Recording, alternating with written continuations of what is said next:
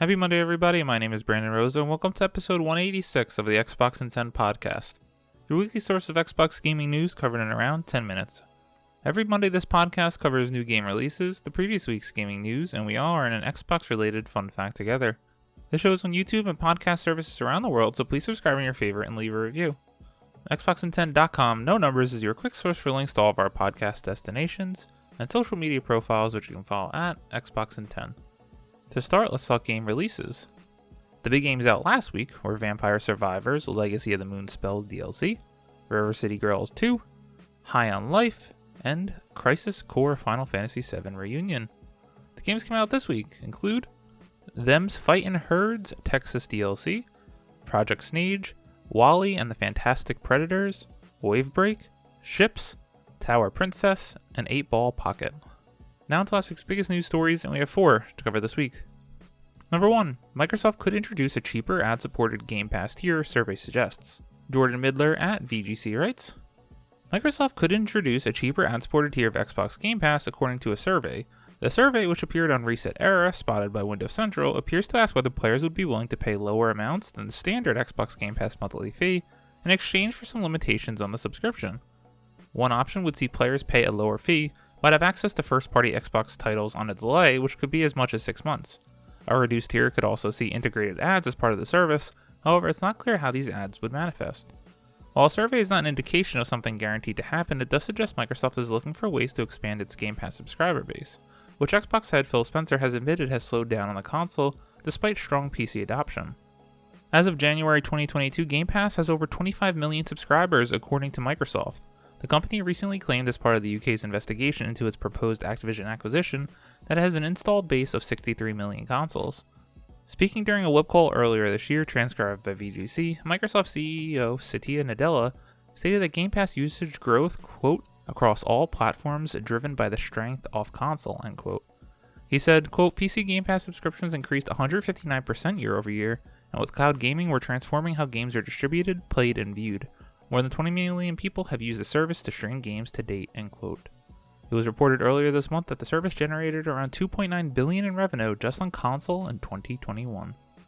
With that much money on the line and Game Pass inevitably going up in price, which I would expect at this point by the end of next year if they start to deliver on the games that are supposed to ship next year, it makes sense that they would look for a way to add a lower tier option, typically with an ad-supported version, which I'm not against. Let's give players the options because at the end of the day, it is still the best value in gaming and possibly entertainment.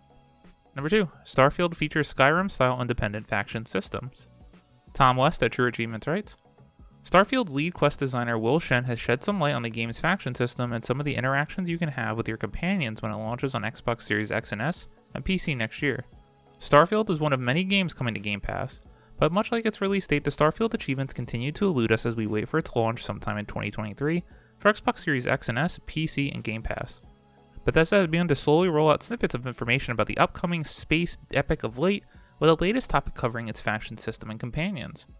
Speaking on a new video, lead quest designer Will Shen explained that players need not fear the faction system found in Starfield, as it offers an experience akin to Skyrim's independent questline system instead of the one used in Fallout 4, which you could say locked out of some factions. Quote, we really want to make sure that you can play through all the faction lines independently of each other, end quote, Shen said. Quote, we really want the stories to be a little more personal, right? Your influence in the direction of where this faction is going to go, end quote.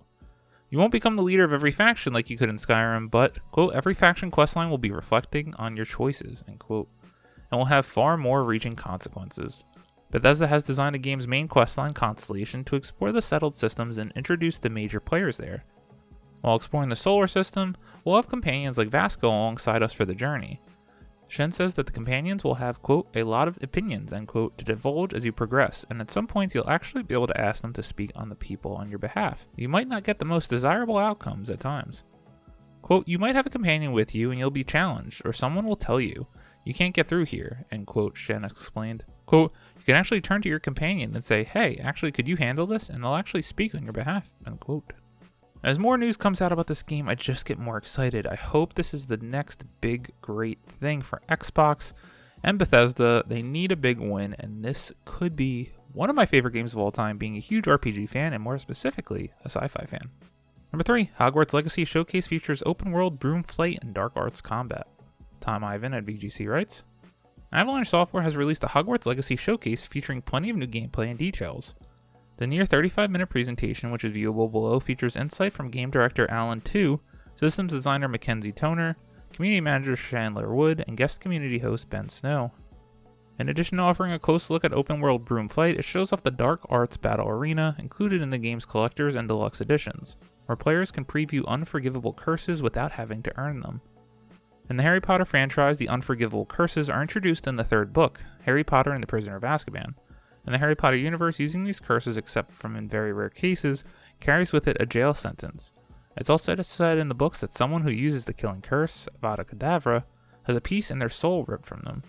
The showcase also offered an introduction to the Room of Requirement, which is described as, quote, your home within Hogwarts, a personalizable space that actually has some utility as well, where you get to brew things and grow things and also care for some beasts, end quote. Due to be published under Warner's Portkey Games label, Hogwarts Legacy was originally scheduled to be released in 2021, before being delayed to 2022, and more recently to early 2023. The PS5, Series X and S, and PC versions of the game will be released on February 10th, 2023. Hogwarts Legacy will then release on April 4th for PS4 and Xbox One, and July 25th for the Switch.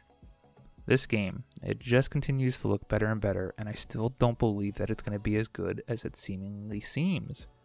I mean, how? From such a small studio making such a big AAA game with one of the world's most favorited franchises in Harry Potter? Is this really all going to come together? Simply can't wait to find out. At number 4, Crystal Dynamics' next Tomb Raider to be published by Amazon Games. Tom West at True Achievements writes, Amazon Games has announced that it will be publishing the upcoming Unreal Engine 5 Tomb Raider game on behalf of Crystal Dynamics, which is said to now be in early development for multiple platforms. The last entry in Lara Croft's adventure we received was Shadow of the Tomb Raider in 2018, which wrapped up the Survivor trilogy of games from the franchise. Crystal Dynamics announced earlier this year that it was working on a new Tomb Raider game, and now Amazon Games has revealed that it will be publishing the game across multiple platforms. Amazon Games has announced that it will be publishing Crystal Dynamics' next Tomb Raider game, which is currently in early development for multiple platforms. Much like the last 3 games in the series, we can expect it to be a single-player narrative-driven adventure that rewards exploration and creative pathfinding, with mind-bending puzzles to solve and a wide variety of enemies to face. It's being built in Unreal Engine 5 and is expected to be the biggest game the series has seen to date. Quote, Crystal Dynamics has an extraordinary opportunity following our acquisition by Embracer to redefine what a publishing relationship is for Tomb Raider, end quote. Crystal Dynamics studio head Scott Amos said, quote, transformative is what we're looking for, and with Amazon Games we found a team that shares our creative vision, ambitions, and values for a Lara Croft universe across the spectrum of possibilities. They're uniquely positioned to rewrite what publishing and development collaborations are, and we're eager to forge this new path together, starting with building the biggest and best Tomb Raider game yet, end quote. This one isn't as big of a news story, but on a slow news week I wanted to highlight it because Amazon Games continues to make plays in the publishing space, and it's something to keep an eye on. 2 weeks ago they announced that they would be publishing Bandai Namco's next game, which basically looks like Genshin Impact. Is Amazon trying to be one of the next big publishers akin to EA and Activision? We shall see in the years to come, but things are heating up. As always, we end our show with a fun fact about Xbox, and this one, it's the holiday season, people are going to be getting new consoles. So does everyone know what Xbox FPS Boost is? Credit to Samuel Tolbert at Windows Central. What is Xbox FPS Boost? With the arrival of Xbox Series X and Series S, Microsoft debuted FPS Boost, a new system-level feature designed to bolster performance across backward-compatible titles. The trickery alters how games play with no developer input or code changes, unblinding titles from their previously locked frame rates. Whereas one title may have targeted 30 FPS, on Xbox One consoles, FPS Boost tweaks it to run at 60 FPS on Series X and Series S. FPS Boost delivers a fast and easy way to bring higher frame rates to existing Xbox One games on next-generation hardware without the additional development resources required for a formal Series X and S optimized patch. It makes older titles automatically run smoother on the new systems, developing a massive upgrade over standard backwards compatibility. It's even expanding the list of Xbox Series X and S games with 120 frames per second boost. I had to highlight this as this is just such an awesome feature that we take for granted on our consoles, and you can go look up the list yourself, but there's over 70 games. I have such a big backlog, so it's so nice when I go to one of my backlog games and wow, this runs better than ever on my shiny new box. Enjoy. Thank you all for listening to the Xbox in 10 podcast, your weekly source of Xbox gaming news covered in around 10 minutes. If you like the show, please subscribe on your favorite podcast service, share with your friends, leave a review, and follow on all social media at Xbox in 10. This past week I finished up by platining God of War Ragnarok. What a commitment to excellence that game is. I absolutely loved it. I can't stop my Marvel Snap phone addiction. It's an amazing game, one of my games of the year easily. And I played Destiny 2 with my friends, completing the new dungeon. Another piece of stellar fun combat in Destiny. My name is Brandon Rosa. You can follow me on Xbox at Brosa93. I hope you all have a great week. Stay safe and keep on gaming.